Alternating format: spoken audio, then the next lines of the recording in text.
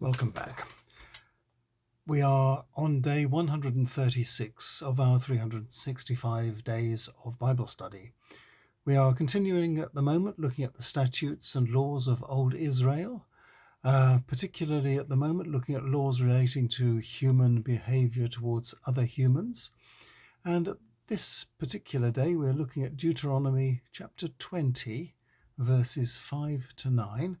And this concerns exemptions to military service in ancient Israel. I'll turn you around so you can see the text. When you go out to do battle with your foes, the officers will address the men like this. If you have just built a home but not yet blessed it, go home. That will save someone else dedicating it if you get killed. If you've just planted a vineyard but not had a chance to harvest it yet, go home. Because if you get killed, someone else will drink your wine. If you're engaged to be married, go home. Otherwise, if you get killed, someone else will marry your wife. Then the officers will say, if you've lost your nerve, if you are scared, go home. You'll only destroy the morale of the others. And when the officers had finished, they chose those who would lead each unit.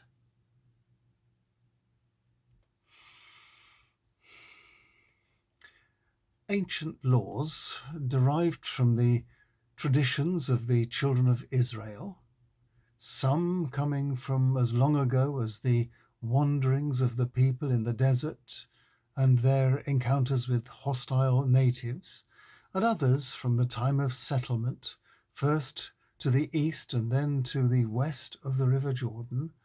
Ancient laws from these times have found their way into different parts of the book of Deuteronomy. We shall see tomorrow some evidence of their original harshness.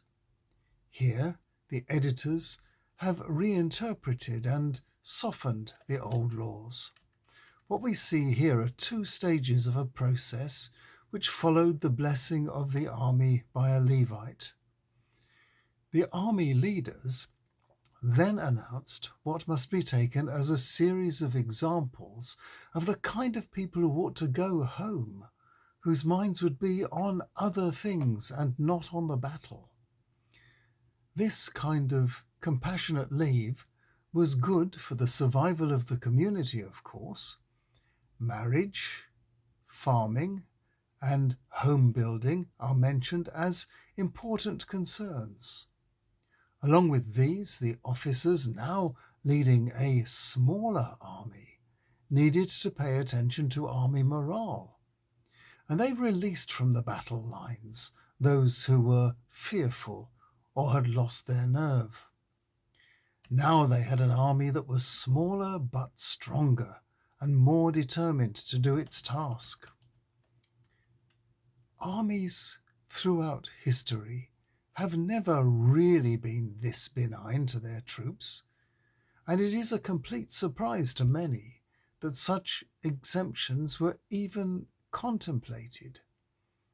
When you consider the death penalty for cowardice and imprisonment for pacifism during the First World War, you can either say that this reading was a Levite's fantasy, or that the world has slid backwards a long way since Hezekiah and Ezra. But might it not be that the priests had got it right? To me personally, war is only acceptable as a last resort, and if it is to preserve liberty, life, and peace. There should be and are conventions about how wars are to be carried out. These exemptions from military service are pointing in the right direction, and for all its faults, the world is generally a more peaceful and prosperous place than it was in the distant past. Long may this trend continue. We shall have more about some rather harsher rules in tomorrow's reading from the book of Deuteronomy, and I'll see you then.